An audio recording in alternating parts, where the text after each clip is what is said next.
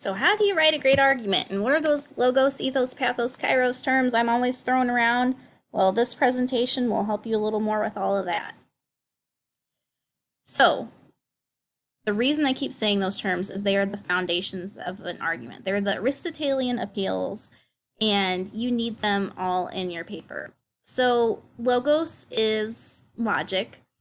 It means that you have a paper that is based on very solid claims and that you avoid logical fallacies. Now, normally I get into logical fallacies a little bit more with my English 2 class than my English 1 class, but logical fallacies are basically errors in reasoning. So you want to avoid those when you are writing your argument, and you want to focus more on really solid claims that you support in a variety of ways. Persuasive papers, like we talked about before, those often have more fallacies in them. Ethos is, you can think of it as ethics, but it really boils down to credibility. And you need to be credible in two ways. One, you use ethos by making yourself credible, and two, you use ethos by using credible sources. So ways that you make yourself credible, you use formal tone, like we've talked about, so avoiding contractions, making sure you're using proper grammar and sentence structure that is showing your attempts at writing college level writing. You want to make yourself seem like an authority on the subject. So a lot of students like to write things like I believe, or in my opinion, or personally. And when you do that, you're kind of saying to the audience that, hey, this is just my thoughts, but that doesn't really mean anything. You know, you don't have to believe them. And while that's true, the audience doesn't have to believe them. You, by saying those things, make yourself seem like less of an authority figure on the subject. The good thing is that I believe, in my opinion, personally, those tend to be dependent clauses, which means that if you write a sentence that starts with any of those and you delete that clause, you typically have a full independent clause, a full sentence after it. So if you find those types of phrases creeping into your writing, you can typically get rid of them really easily. And then with the sources, the ways to make your credibility is to use really good sources. Now, in English 2, I focus much more on requirements for a certain amount of peer-reviewed sources.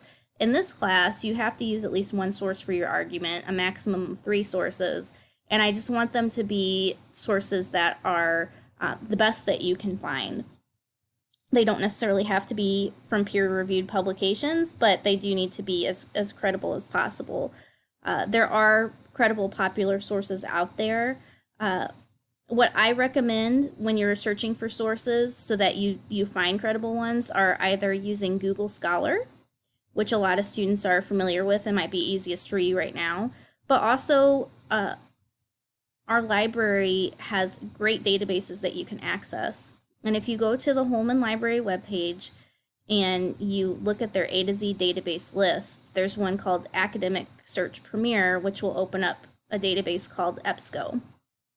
And EBSCO is really user-friendly. It's great if you're just starting to navigate databases. And it actually has, if you need to use peer-reviewed sources for a future class, a button on there that you can click to make sure that only peer-reviewed sources are showing up in your search. But even the ones on there that aren't peer-reviewed are from really good publications, a lot of periodicals and things that are still considered credible sources. So I would recommend either of those. If you're on campus, you could work with Paul in the library, our research services librarian. He is awesome. Paul is a great resource to have through your education at McKendree, and he can help you if you are really stuck in how to start searching for sources. Paul is the person to go to. And then pathos is making sure that there's some type of emotion in your paper. You are building a paper that's on a foundation of logic, but if you don't include emotion, then it's like a robot wrote it. Or if there are any Trekkies out there, and the Vulcan symbol, it's kind of like being Spock. He's all logic and no emotion, and you don't want to be like a Vulcan writing the paper.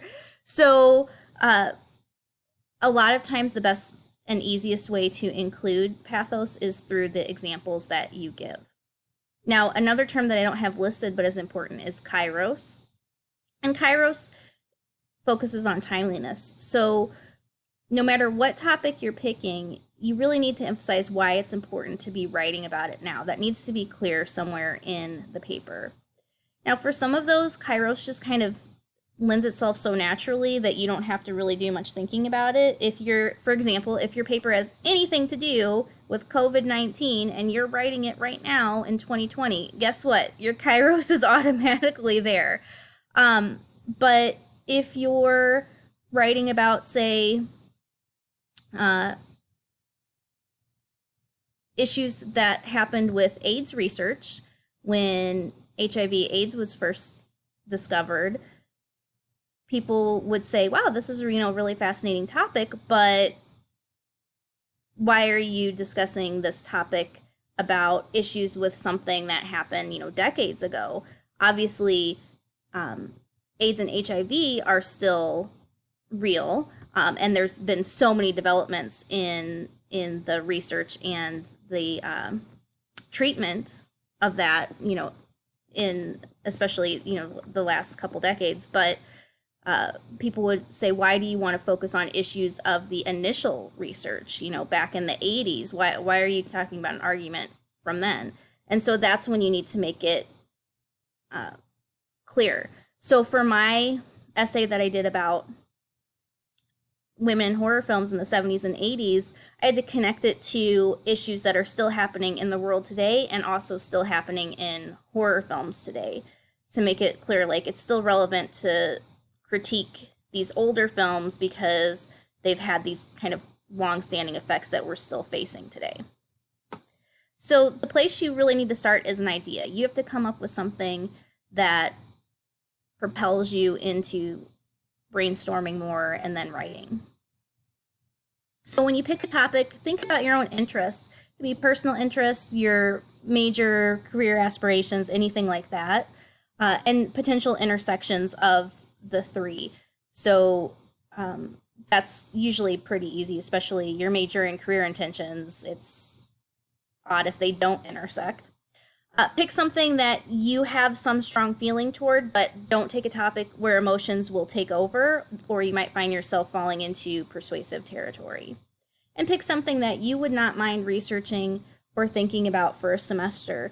You don't have to do that for this class, but in English 2, you might do that. You might have to pick something that you're writing about for a longer period of time. So you want to brainstorm ideas. You can brainstorm in a lot of ways. You can even use the Writing Center to brainstorm. You don't have to have anything written to go to the Writing Center. You can just say, I have an argumentative paper to write, and I'm totally stuck even thinking of topics. Can we do a brainstorming session? And your writing consultant will do that with you. Try avoiding something you've written about before. Again, you can, if you talk to me about it, we discussed that in the plagiarism presentation, but be very careful because you need to be writing now as someone who has had a couple weeks in a college level writing class, and it's an accelerated class, so we almost have to think of it as multiple weeks, not just a couple weeks. And if you're writing a topic that you wrote about last semester or a year ago, you might be writing back on that level. You might be regressing in your writing. Just because you think a topic's easy doesn't mean you should pick it. If you have no interest in it, it will read as very uninspired. Don't think about sources, especially since you only have to use one source for this argumentative essay. But there are so many ways and so many resources that you can use to find good sources. That should never be a concern of yours. Don't pick something that I'm interested in unless it's a common interest of your own. I have had students who've written about scary movies in the past, and there have been some really interesting papers. But don't write about something you think I would like just to impress me. I want you to write about what you want to write about. And don't worry if it fits the mold of an argument, because I'll see in your rough draft if we need to fix it and refocus it in some way. But we can typically turn almost any topic into an argument. We've talked about the difference between a persuasive and an argument. Another type of paper you may have written before is a compare-contrast. That's not what your argumentative paper should be about, so you're not like taking two concepts and saying similarities and differences and the significance between those. Sometimes when you're writing arguments, you may have to do proposal writing or presentation writing. This is not the same proposal as the formal proposal problem paper that you have to do at the end of the semester for this class. This is more of a proposal as in like a topic proposal. But if you do any of these things, they can really help you to consider a topic from many angles, allow you to get feedback and an audience response early on in the process so that you have a better idea of things you need to add to your paper, things you need to maybe reconsider when picking that topic. And you can really think, what do you need to show the audience when you're writing this paper? What are some things that you think are examples that will help them better understand? If you present to an audience or you write a topic proposal, you can get ideas of those very early on. And then also helps you consider, how can you write about the other side? That's sometimes very hard for people to include counterpoints.